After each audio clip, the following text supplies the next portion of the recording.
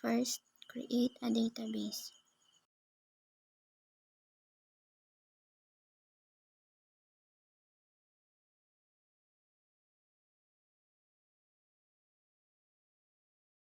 Go to SQL command to create a table.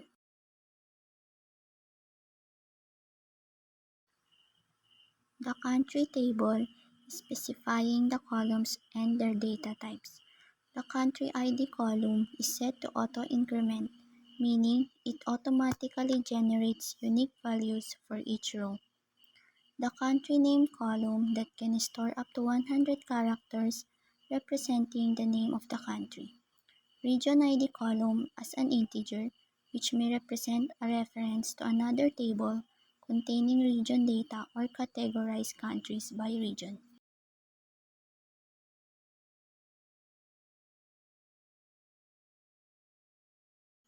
Go to SQL tab to insert records into the country table.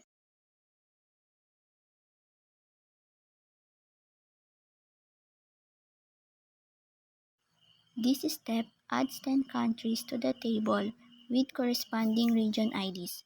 You manually enter data to simulate real-world entries.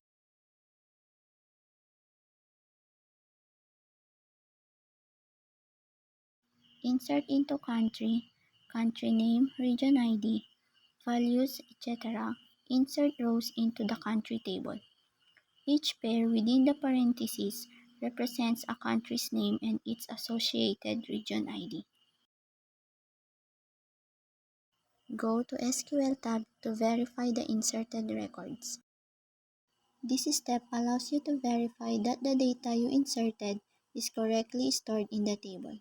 It lists all records showing the country ID, country name, and region ID for each entry.